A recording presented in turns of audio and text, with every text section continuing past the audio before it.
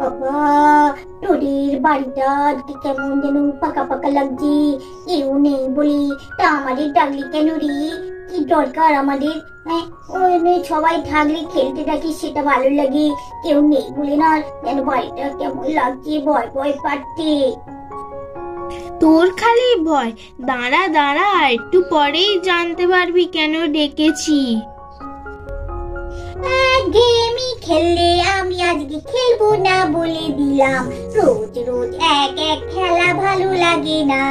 কি যে ভালো তোদের ভালো লাগে কে জানি। একই রকম খেলা খেলতে কি আর ভালো লাগে?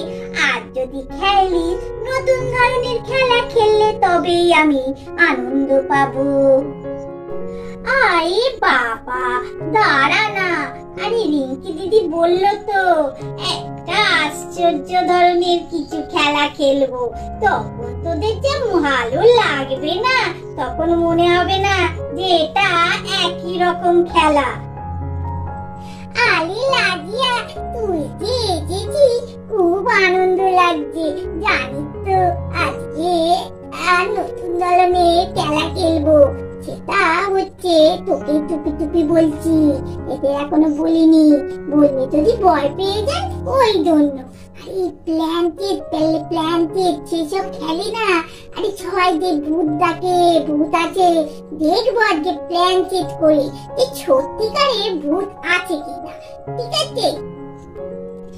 কি যে বলতি, এইসব খেলা কেন খেলতে যাবি?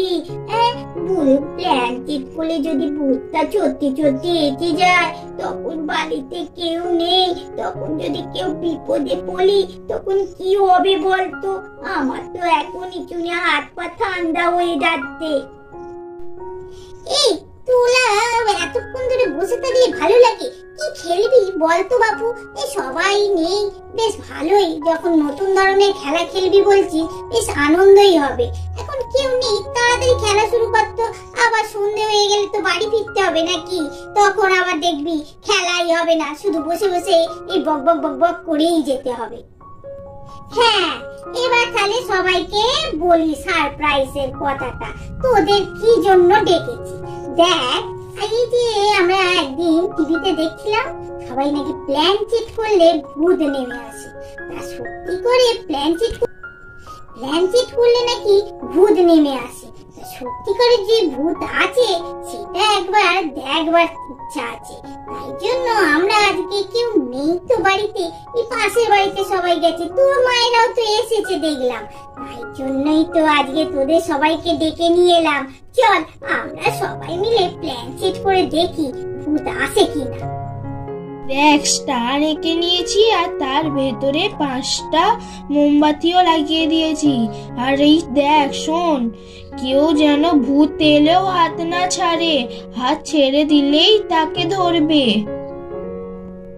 আমি যদি জানতাম না তোরা এই সব কাণ্ড করবি, তাহলে আমি একদমই আটতাম না। আমার বড্ড ভূতের ভয়, তোরাতে এই সব কাজগুলোই করবি। তোদের একটু ভয় লাগে না দেখি বলতো? আরে বাবা, তোরা বকল বকল করে করে কখন যে খেলাটা আরম্ভ করবি কে জানে। নে নে, সবাই মিলে ডাকতে আরম্ভ করি আমরা। এক্ষুনি যদি বাড়ির সবাই এসে যায় না, ব্যাস আমাদের পণ্ড হয়ে যাবে এই প্ল্যাঙ্কেট করাটা। তখন বুঝবি। ও ভূত, তুমি তাড়াতাড়ি এসো, তাড়াতাড়ি এসো। তুমি আছো কি? আমরা একটু পরীক্ষা করতে চাই। এই যে সবাই প্ল্যাঙ্কেট করে না, তাই জন্য আমাদেরও শখ হয়েছে তোমাকে দেখবার। তুমি একটু তাড়াতাড়ি এসো তো। ওইলে দেখলি তো, এটা মিথ্যে কথা, ওটা মিথ্যে কথা দেখায়। কিছু নয়, প্ল্যাঙ্কেট করে নাকি ভূত আছে। ভূত আছে কি যে ভূত আসবে? তোদের সব বাজে বাজে। চল চল, উঠে পড়তো, আসবে না। কখন ধরে তো ডাকছি, এখনো তো আছেই না ভূত। এই রিক, হাত ছাড়বি না, নাহলে তোকেই এসে ধরবে যদি আসে।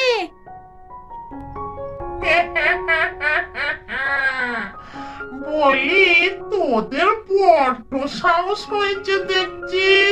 পুজো কাচাদের আমাকে ডাকছিস? তোরা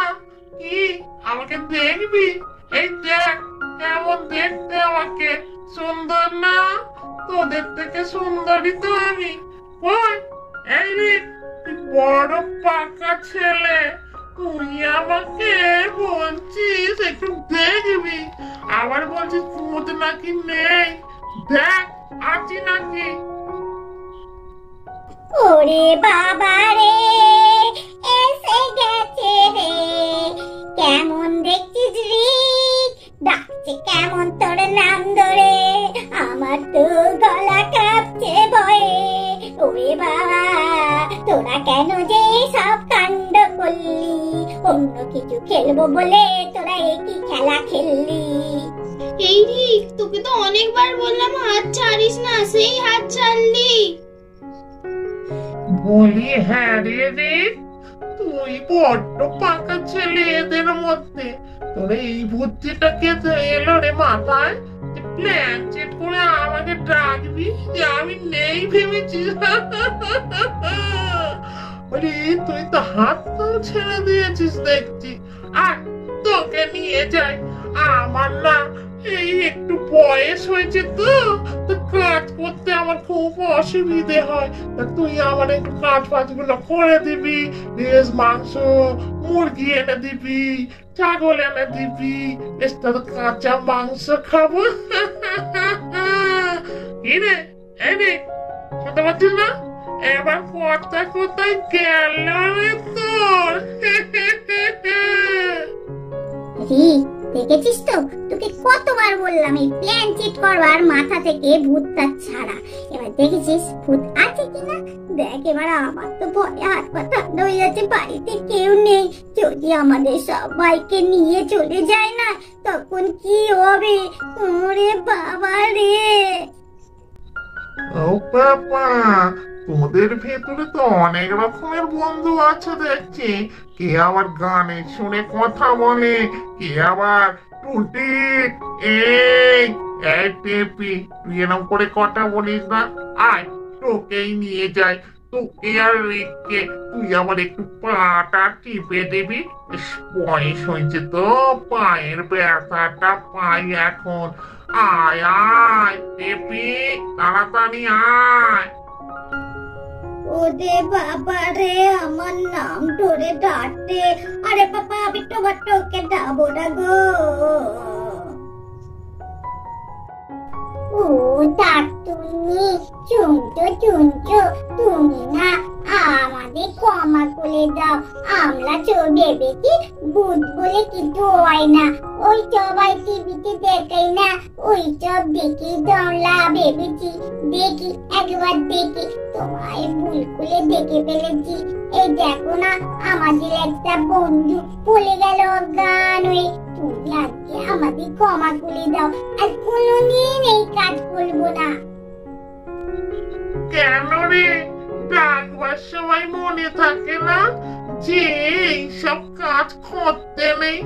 যাক, তোরা যখন ক্ষমা চেয়ে নিলি, তখন আমার আর মনে খুব কষ্ট হলো। তোরা ছোট ছেলে, নিয়ে যেতে পারি তোর বাবা মায়েদের কাছ থেকে, আর তোদের বাড়ি তো দেখছি কেউ নেইও। যাক যাক, আমি আজকে ক্ষমা করে দিলাম, চললাম। আর কোনোদিন এইরকম করবি না, তাহলে দেখবি সব কটাকে আমার সঙ্গে নিয়ে চলে যাব। আমাদের ভিডিওটা এখানেই শেষ করছি। আমাদের চ্যানেলটা বেশি করে দেখবে, সাবস্ক্রাইব করবে, শেয়ার করবে, লাইক করবে, আর অবশ্যই কমেন্ট করে জানাবে আজকে যে প্ল্যান সেট করলাম তোমাদের কেমন লাগলো। হ্যাঁ, তোমরা শুধু আমাদের থেকেই যাচ্ছ, এটা সাবস্ক্রাইব করতে করছো না। হ্যাঁ, তোমরা একটু সাবস্ক্রাইব করে দাও, তাহলে আমরা তোমাদের আরো নতুন নতুন ভিডিও দিতে পারবো, আমাদের মনে আরো উৎসাহ আসবে। বুঝতে পেরেছো তো? ঠিক আছে, আজকে তবে এই অবধি।